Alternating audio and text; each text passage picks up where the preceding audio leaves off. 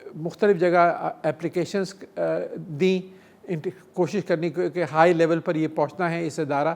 اس کا نام جو ہے حسین ابراہیم جمال ریسرچ انسٹیٹیوٹ آف کیمسٹری رکھ دیا گیا، کیونکہ اس زمانے میں حسین انڈسٹریز کے لطیف ابراہیم جمال صاحب نے ایک بڑی ڈونیشن دی جس کی نئی بلڈنگز اس کی بنی. اور پھر میں نے مختلف جگہ اپلائی کیا تو 5 ملین ڈوائچ مارکس تقریباً جرمنی سے ہمیں ملے. 23 million dollars 23 million dollars Japan سے ملے. تقریباً 8 ملین ڈالر جو ہیں وہ office of naval research USA سے، اوور 1 ملین پاؤنڈز UK سے، وغیرہ وغیرہ وغیرہ. انٹرنیشنل گرانٹس ہم نے جیتی، کیونکہ اگر آپ کے پروجیکٹس اچھے لکھے ہوئے ہوں تو بین الاقوامی لیول پہ پیسے کی کمی نہیں ہے. اور اس سے پھر ہم نے یہ ٹرانسفارم کیا یہ پورے اس ادارے کو کہ آج الحمدللہ اس میں ہم ایک ادارہ ہے کراچی یونیورسٹی کے اندر 32 سول ایوارڈ مل چکے ہیں. 32 سول ایوارڈ صرف ایک انسٹیٹیوٹ میں مل چکے ہیں، جس کے اندر 1 نشان امتیاز ہے، 4 ہلال امتیاز ہیں، 13 ستارہ امتیاز ہیں، 13 تمغہ امتیاز اور پرائڈ آف پرفارمنس ہیں. کم از کم 12 جو ہیں وہ انٹرنیشنل آنری ڈاکٹر ڈگریز ہیں ہماری فیکلٹی کو. تو فیکلٹی ممبرز جو ہیں تو ہم نے ایک کوشش کی کہ ہائیسٹ لیول آف ایکسلنس پہ لے کر جائیں، اور پچھلے 40-50 سال سے میں اس میں لگا رہا، اور الحمدللہ آج بھی میں اسی ادارے میں کام کرتا ہوں. یہ یونیسکو سینٹر آف ایکسلنس ہے، یہ WHO کا سینٹر آف ایکسلنس ہے. کوئی 100 سے زیادہ جرمن سٹوڈنٹس اور دوسرے ممالک کے سٹوڈنٹس جو ہیں یہاں پڑھنے اور ریسرچ کرنے آ چکے ہیں. تو بین الاقوامی لیول پر تو ایک تو زندگی کا پہلو یہ رہا کہ اس ادارے کو ڈیولپ کرنا اور یہاں آنا. اس کے ساتھ ساتھ پریزیڈنٹ مشرف جب پریزیڈنٹ بنے سن 1999 میں، تو انہوں نے مجھے اپروچ کیا کہ میں وہ federal minister of science and technology بن جاؤں. میں ان سے ملا اور میں نے کہا کہ آپ سیریس بھی ہیں سائنس کے لیے؟ تو وہ تعجب ہوا ان کو کہ میں ان کو منسٹر کا آفر کر رہا ہوں اور یہ پوچھ رہے ہیں کہ آپ سیریس بھی ہیں. تو کہنے لگے میں سیریس ہوں. تو میں نے کہا معاف کریے گا، میں جاننا چاہتا ہوں کہ آپ کتنے سیریس ہیں. تو اگین ہی واز سرپرائزڈ. وہ کہہ رہے آپ کیا چاہتے ہیں میں کتنا سیریس ہوں. میں نے کہا یہ کاغذ پہ لکھا ہوا ہے، یہ فنڈنگ ہے، سائنس میں مجھے اتنی فنڈنگ چاہیے، تعلیم کے لیے اتنی فنڈنگ چاہیے، آپ اگر سیریس ہیں تو یو ہیو ٹو کمٹ. انہوں نے شوکت عزیز فائنانس منسٹر تھے، ان کو بلایا اور 5 مہینے ہماری نیگوشیشن رہی. ایک بڑی سٹوری کو ختم کرتے ہوئے میں صرف نہ کہوں گا کہ 6000% ڈیولپمنٹ بجٹ میں سائنس اور ٹیکنالوجی کا اضافہ ہوا.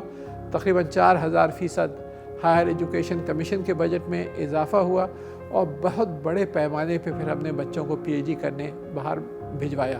تو ایک بہت بڑا انقلاب آیا. IT کا بھی میں اس زمانے میں منسٹر تھا، SNT کا بھی. تو پاکستان کا پہلا سیٹلائٹ ہم اسپیس پہ لے کر آئے.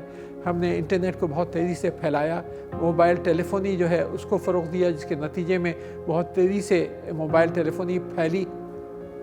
کوئی 70,000 ٹیچرز کو انٹیل کے ساتھ مل کر ہم نے اسکول ٹیچرز کو ٹرین کیا.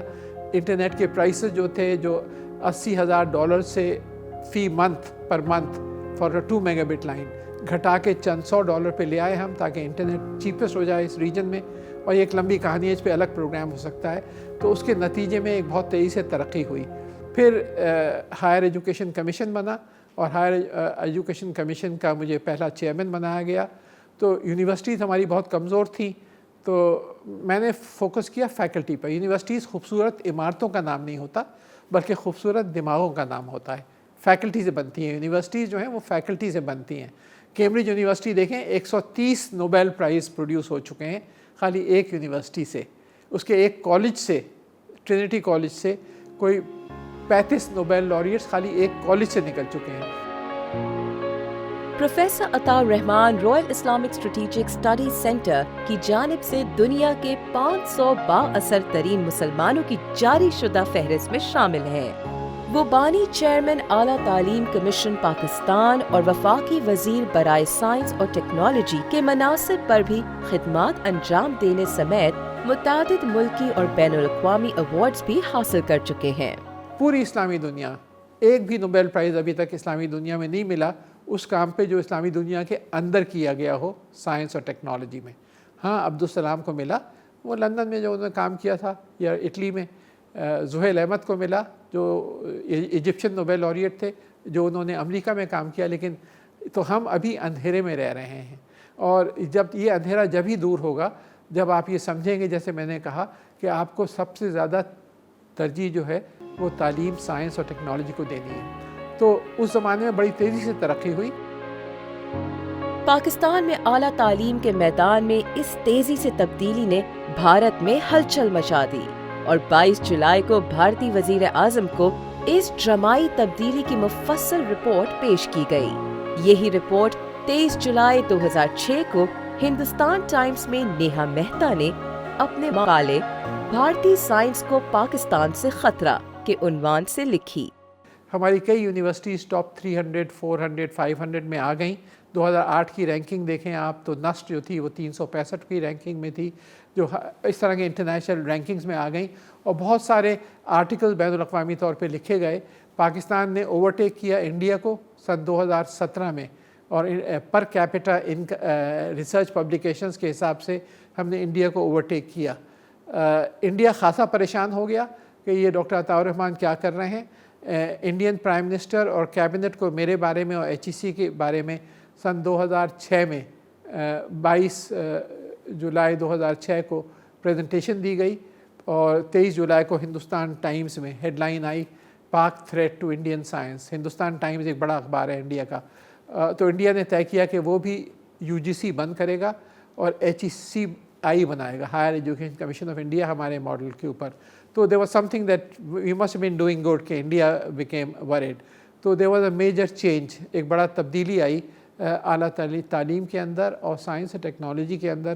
ہم نے نیشنل کمیشن بنائی، بائیو ٹیکنالوجی کی، نینو ٹیکنالوجی کی، اور ہزاروں پروجیکٹ شروع کریں اور وہ پھر برین گین کا ایک سلسلہ شروع ہوا۔ ابھی آپ کا برین ڈرین ہو رہا ہے، آپ کی سب سے اہم جو لوگ ہیں وہ آپ کے نوجوان ہیں، سائنسدان ہیں، انجینئرز ہیں، وہ لاکھوں کی تعداد میں ملک کو چھوڑ کے جا رہے ہیں کیونکہ ان کو امید نہیں دکھائی دے رہی۔ وہ زمانہ تھا مشرف صاحب کا کہ آپ ایک بڑا برین گین دیکھ رہے تھے، اور خالی جو امریکہ میں اور برطانیہ میں اور دوسرے ممالک میں جو PhD کرے ہوئے تھے اور 20 سال سے پڑھا رہے تھے، وہ چھوڑ کر آئے Pakistan. Government college university Lahore کے اندر ایک سینٹر فار میتھمیٹکس بنایا گیا۔ اسی زمانے میں ان لوگوں کی بنیاد کے اوپر 90% جو تھے وہ باہر کے لوگ آئے ہوئے تھے۔ اسی طرح بہت زبردست تبدیلیاں آنی شروع ہوئیں، لیکن افسوس میرے جانے کے بعد 2008 کے بعد وہ چیز جاری نہیں رہی، کیونکہ جو پولیٹیشنز تھے وہ کافی تھریٹنڈ فیل کر رہے تھے کہ ہم کدھر جا رہے ہیں، اور تقریباً 200 ایسے پولیٹیشنز تھے جن کی ڈگریاں HEC نے پایا کہ وہ جعلی ہیں، اور انہوں نے پوری کوشش کری، کیونکہ مشرف صاحب ایک قانون لے کر آئے تھے کہ بیچلرز کی ڈگری لازمی ہے، انہوں نے پوری کوشش کری اس کو توڑنے کی، اور توڑنے کے احکامات بھی جاری کر دیے تھے حکومت نے۔ تو میں سپریم کورٹ میں گیا، اور سپریم کورٹ نے سن 2011 میں، مارچ 2011 میں فیصلہ دیا کہ نہیں، آپ HEC کو ٹچ نہیں کر سکتے، یہ فیڈرل سبجیکٹ ہے، اس کو توڑ کے آپ پروونسز کو نہیں دے سکتے۔ یہ 2011 کا فیصلہ تھا میری اپیل کے اوپر۔